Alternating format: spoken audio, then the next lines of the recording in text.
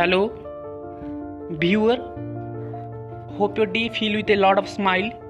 And आज हम एक ऐसी ऑर्गन के बारे में डिस्कस करेंगे जिसे ऑर्गन ऑफ साइट भी बोलते हैं, और जो ऑर्गन हमें देखने में मदद करता है उस ऑर्गन के बारे में डिस्कस करते हैं। और मेरी ये डेफिनेशन से आप लोग साफ जान गए होंगे कि वो ऑर्गन क्या है। सिंपली वो ऑर्गन है आई और आँख। और ये जो आई जो है, इसमें एक आई बॉल रहता है, उसके ऊपर एक स्किनी स्ट्रक्चर रहता है जो कि आंखों के ये आई बॉल को ये ढक के रखता है, और उसे आई लीड बोलते हैं। और लीड का मतलब तो आप लोगों को पता है कि लीड्स मीन्स सिंपली ढक्कन को लीड बोलते हैं, जैसे कि पेन का और किसी बोतल का लीड, उसका जो ढक्कन रहता है। तो सिंपली ये आई लीड का काम होता है, ये आई के ढक्कन की तरह काम करता है। एंड ये किसी डस्ट पार्टिकल हो गया और किसी पैथोजेनिक पार्टिकल्स हो गया, वो आई बॉल में घुसने नहीं देता। और ये आई लीड में एक गुच्छा स्ट्रेट हेयर पाया जाता है, एंड उसी आई लासेस बोलते हैं। आई लासेस LASHES आई लासेस बोलते हैं। और उसका काम क्या होता है, वो डस्ट पार्टिकल को वो आई बॉल के अंदर घुसने नहीं देता। तो सिंपली ये आई लीड के ऊपर एक गुच्छा रहता है, ये हेयर का, और जिसे कि हम आईब्रो बोलते हैं। और इसका भी एक पर्टिकुलर काम रहता है, और इसका क्या काम है चलो तुम लोग बताओ। ये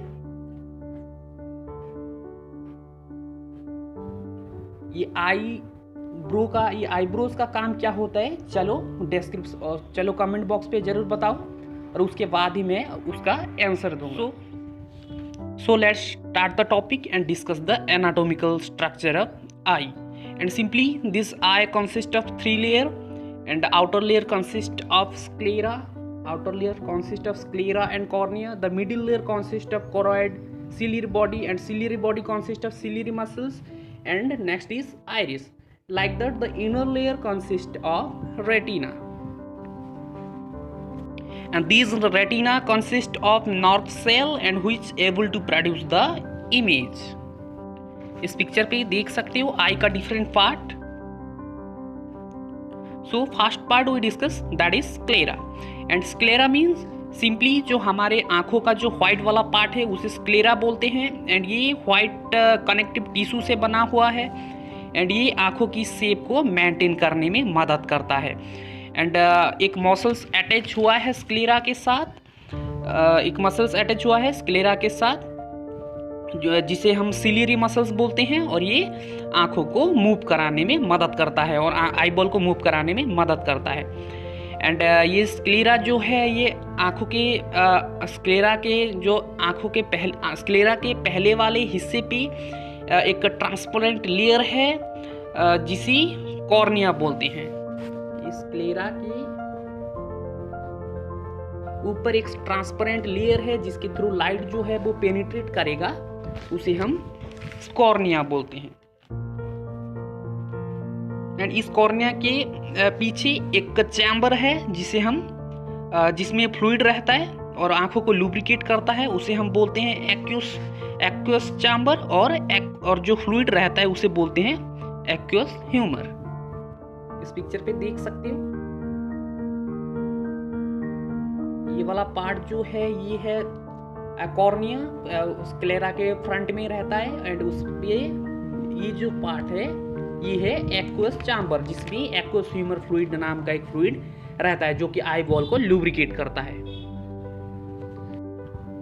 और इस एक्वस चैम्बर के पीछे एक पिगमेंटेड पार्ट है, जिसे ये देख सकते हो, ये पिगमेंटेड पार्ट जिसे हम कॉरोइड बोलते हैं। एंड इसमें ब्लड वेसल्स रहता है जो कि ब्लड सप्लाई करता है आंखों को। एंड इसके आगे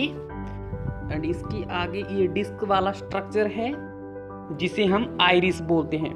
यहाँ पे सिंपली कंफ्यूज मत होना, देखो पहले आता है कॉर्निया, उसके बाद आता है स्क्लेरा, एंड उसके बाद आता है आइरिस, एंड उसके पीछे रह रहा है ये कॉरोइड। एंड ये आइरिस जो है ये हमारे आँखों को कलर देता है, जैसे कि किस किसी की आँखें जो है वो ब्राउन कलर का रहता है, किस किस का वो ग्रे कलर का रहता है। ये सिंपली आइरिस जो है वो आँखों को कलर देता है। एंड कितना अमाउंट ऑफ लाइट जो है वो एंटर करेगा ये आइरिस जो है वो डिसाइड करता है, एंड उसके हिसाब से प्यूपिल को वो कॉन्ट्रैक्ट और रिलैक्स करवाता है। तो यहाँ पे मैंने एक टर्म बोला प्यूपिल, और वो क्या होता है ये डिस्कस कर लेते हैं। एंड ये एक स्मॉल ओपनिंग है जिसके थ्रू लाइट जो है वो एंटर करेगा। देखो पहले कॉर्निया के थ्रू लाइट एंटर कर रहा है, लेकिन ये प्यूपिल के थ्रू मूव करेगा to the inner ear and retina में जो वो हिट करेगा, और उसके बाद ही वो इमेज प्रोड्यूस करेगा। एंड ये प्यूपिल जो है वो ब्राइट लाइट में और तेज रोशनी में ये छोटा हो जाता है, एंड उसकी वजह से आइरिस जो है वो एक्सपांड होता है, और सिंपली आइरिस एक्सपांड होने की वजह से ये प्यूपिल छोटा हो जाता है। एंड उसका ऑपोजिट डीम लाइट में और लो इंटेंसिटी वाली लाइट में आइरिस जो है वो छोटा हो जाता है और प्यूपिल जो है वो डायलेट हो जाता है, और प्यूपिल की जो ये है वो बड़ा हो जाता है, प्यूपिल की जो बॉल है वो बड़ा हो जाता है। एंड इस पिक्चर पे देख सकते हो ये आइरिस जो है वो अलग अलग कलर का है, इसलिए ये आइरिस की वजह से ये आई बॉल का कलर जो है वो डिफरेंट दिखाई दे रहा है। और आइरिस जो है वो डायलेट होने की वजह से प्यूपिल जो है वो कॉन्स्ट्रिक्ट हो जाता है, और प्यूपिल कॉन्स्ट्रिक्ट होने की वजह से आइरिस जो है वो डायलेट हो जाता है। एंड इस पिक्चर पे आप साफ देख सकते हो ये वाला पार्ट कैसे ये डायलेट हो रहा है, और ये डायलेट होने की वजह से आइरिस जो है वो कॉन्स्ट्रिक्ट हो रहा है। और ये क्या करता है, ये क्यों ऐसे होता है, ये इमेज को फोकस करने के लिए ऐसे होता है। एंड उस प्यूपिल के पीछे ये एक लेंस रहता है,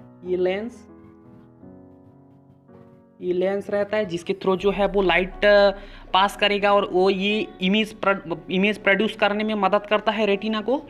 एंड ये जो है वो छोटी साइज का रहता है, एंड इसके साथ स्मॉल मसल्स जो है वो अटैच हुआ है लेंस के साथ। एंड वो क्या करता है, ये लेंस को मूव कराता है, और जो पास वाली इमेज है और दूर वाली इमेज है उसे फोकस करने में मदद करता है। ये जो मसल्स है ये लेंस को मूव कराने में मदद करते हैं, और जो इमेज है उसे फोकस करने में मदद करते हैं। एंड ये लेंस के पीछे एक बड़ा सा चैम्बर है जिसे हम वाइट्रल चैम्बर बोलते हैं। एंड इसमें एक जेली टाइप का एक फ्लूइड पाया जाता है जिसे वाइट्रस ह्यूमरस बोलते हैं। चैम्बर को बोल रहे हैं वाइट्रल चैम्बर, एंड फ्लूइड को बोल रहे हैं वाइट्रियस ह्यूमरस। और ये इसका काम क्या होता है, ये क्या करता है, ये जो आईबॉल जो है उसका पोजीशन और शेप मेंटेन करने में मदद करता है, ये vitreous humorous and vitreous chamber. और ये वाइट्रस चैम्बर के पीछे ये आप देख सकते हो एक लाइट सेंसिटिव पार्ट है, जो कि लाइट इसमें टकराएगा तो ये एक्टिव होता है, और सिंपली ये लाइट सेंसिटिव पार्ट है आई का जिसे हम रेटिना बोलते हैं। एंड जब ये इसका काम क्या होता है, ये लाइट एनर्जी को नॉर्म इम्पल्स में कन्वर्ट कर देता है। नॉर्म इम्पल्स मीन्स ये मैसेज सप्लाई करेगा ब्रेन को। तो सिंपली रेटिना का काम क्या होता है, ये लाइट कलर ये इन सारी चीज़ों को वो डिटेक्ट करता है, एंड ब्रेन को उसके रिगार्डिंग मैसेज देता है by the help of this optic nerve. And retina में 3 लेयर ऑफ सेल पाया जाता है, एंड जो कि एक है रिसेप्टर सेल, दूसरा जो है बाइपोलर सेल, एंड तीसरा जो है गैंग्लियन सेल। एंड ये रिसेप्टर सेल जो है वो कलर को डिटेक्ट करने में मदद करता है, एंड ये बाइपोलर सेल जो है ये सिग्नल ट्रांसमिट करता है रिसेप्टर से गैंग्लियन के बीच। एंड गैंग्लियन जो है वो नॉर्म इम्पल्स और सिग्नल को वो ब्रेन में पहुंचाता है। सिंपली ये कलर डिटेक्ट करता है, ये एक मीडिएटर की तरह काम करता है रिसेप्टर सेल और गैंग्लियन के बीच में। एंड ये गैंग्लियन सेल जो है ये मैसेज देता है ब्रेन को इमेज प्रोड्यूस करने के लिए। और ये जो फोटो रिसेप्टर है ये बेसिकली 2 टाइप्स का रहता है, एक है रॉड्स एंड दूसरा है कोन्स। एंड ज़्यादातर हमारे आँखों में रॉड्स पाया जाता है, जैसे कि अबाउट 125 मिलियंस, एंड उसके कंपेयर में कोन्स जो है वो बहुत कम मात्रा में पाया जाता है, अबाउट 7 मिलियन ऑफ कोन्स। तो simply we have 3 times more rods than the cones. और ये फोटो रिसेप्टर में एक पिगमेंटेड पार्ट रहता है जो कि कलर को डिटेक्ट करने में मदद करता है। उसे हम रोडोस्पिन बोलते हैं। एंड वो क्या करता है, जो लाइट का वो जो वेवलेंथ है उसे वो रेस्पॉन्ड करता है। वेवलेंथ मीन्स सिंपली ये एक वेव हो गया और ये एक वेव हो गया, इस दोनों के बीच का ये जो डिस्टेंस है उसे वेवलेंथ बोलते हैं। So first we discuss about the rods type of photo receptor. And ये रॉड जो है वो रेटिना में पाया जाता है। एंड ये सिर्फ ब्लैक एंड वाइट कलर को डिटेक्ट कर पाता है। जो कलरफुल लाइट है उसे वो ये डिटेक्ट नहीं कर पाता। एंड ये डीम लाइट और लो लाइट में भी रेस्पॉन्ड कर सकता है। ज़्यादा लाइट ना होने से भी चलेगा, ये डीम लाइट में रेस्पॉन्ड कर सकता है, एक्टिवेट हो सकता है। एंड ये फोबिया के पास भी पाया जाता है। फोबिया क्या होता है मैं आगे बताऊंगा। सिंपली इस टर्म को ध्यान से सुनो, फोबिया।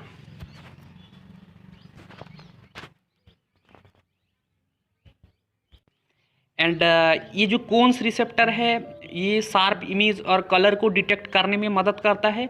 एंड इसे एक्टिवेट होने के लिए लाइट बहुत ज़्यादा अमाउंट ऑफ लाइट जो है वो ज़रूरत पड़ता है। लो लाइट में ये एक्टिवेट नहीं हो पाता। एंड ये भी जो एक गुच्छे के हिसाब से फोबिया एंड रेटिना के सेंटर में पाया जाता है। मैं ये बार बार बोल रहा हूँ फोबिया, ये टर्म को ध्यान से सुनो, मैं आगे डिस्कस करूँगा फोबिया होता क्या है।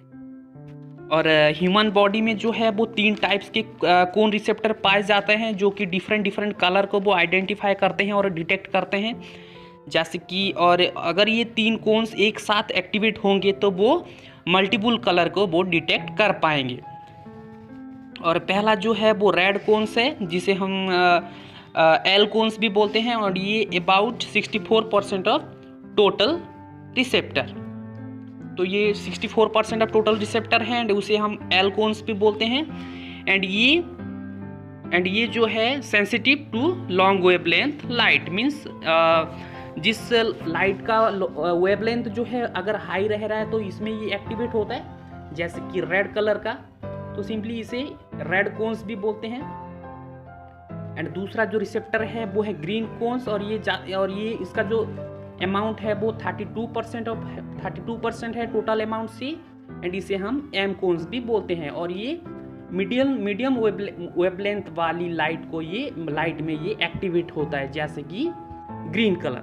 एंड इस नोट पे तो नहीं है। और एक टाइप है जिसे हम एस कोन बोलते हैं, एस कोन्स, और सिंपली ब्लू कोन्स।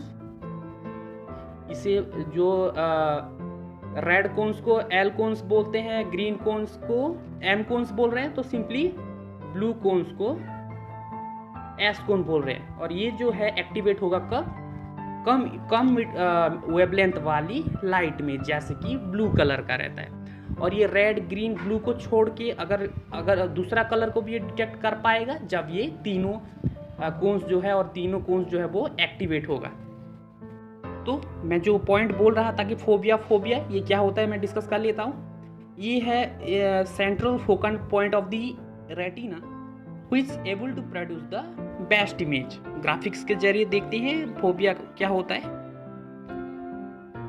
ये वाला पार्ट देख सकते हो, इसे जो हम फोबिया बोल रहे हैं, जो कि लाइट रे यहाँ पे टकराने के बाद ये बेस्ट इमेज प्रोड्यूस करेगा। सिंपली हम जब ये लाइट रे ये फोबिया में टकराएगा तभी हम साफ तरीके से इमेज को देख पाते हैं और साफ पिक्चर देख पाते हैं।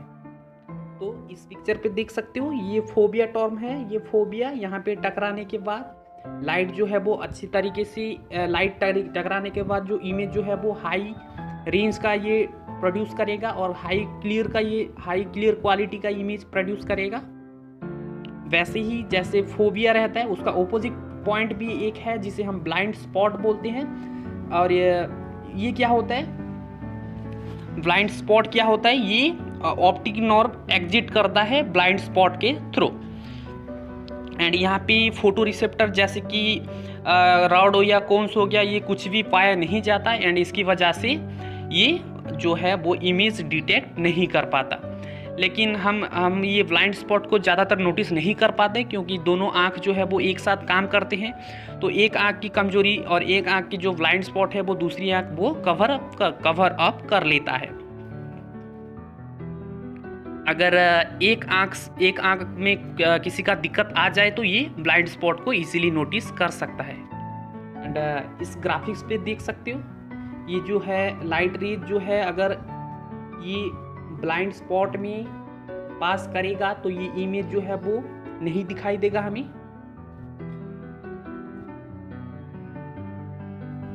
और सिंपली अगर हम किसी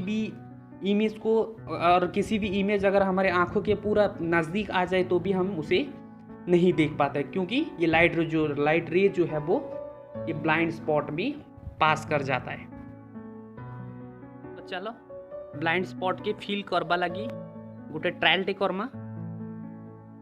राइट साइड रे गोटे कैन अच्छे देखी पारुथिबो इमेज रे, राइट साइड रे जिन कैन टा तमे काना करबो, राइट आखिटाके राइट हैंड साहाय्य रे तमे कवर करनियो आउ लेफ्ट आखि रे देखो ई कैन के गुटे मिनिट तक कंसंट्रेट करिकी देखो। तारपरे धीरे धीरे काना करबो ई जाल के ध्यान से देखबो। तापरे तमे नोटिस करि पारबो जे नि मकड़ा अच्छे जाल भितरे आउ नहीं दिसे। काहे जे नहीं दिसे, आज की लाइट रे जिन अच्छे एटा हमर ब्लाइंड स्पॉट आखिर ब्लाइंड स्पॉट के क्रॉस करी जाइछे। से लगी आमे काना कि से मकड़ा के आउ देखी नहीं पारू। किए देखी नहीं पारल आउ किए इफेक्टा नोटिस करल कमेंट बॉक्स रे जरूर बताबो। आउ जो स्टूडेंट हिंदी लैंग्वेज के साथ एक्वेंटेड हैं, शायद मेरी ये लोकल लैंग्वेज को समझ नहीं पाएंगे, तो उनके लिए ये हिंदी लैंग्वेज में फिर से और राष्ट्रभाषा में फिर से ट्रांसलेट कर देता हूँ। तो पहले तुम लोगों को क्या करना है, एक राइट आँख को राइट हैंड के सहारे कवर करके तुम्हें ये कैन को 1 मिनट तक देखना है। एंड उसके बाद ये जो जाल है मकड़ी का जाल जो है उसमें ध्यान से उसमें देखना है। तो सिंपली ये जो मकड़ा है ये और नहीं दिखाई देगा क्योंकि लाइट रे जो है वो हमारे आंखों के ब्लाइंड स्पॉट में वो पास कर चुका है। एंड इसकी वजह से ये जो मकड़ा है वो नहीं दिखाई देगा। और किसी को ये इफेक्ट नजर आया कमेंट बॉक्स पे जरूर बताना। So hope you enjoy the topic. This is all about the today's class. Have a good day. Thank you.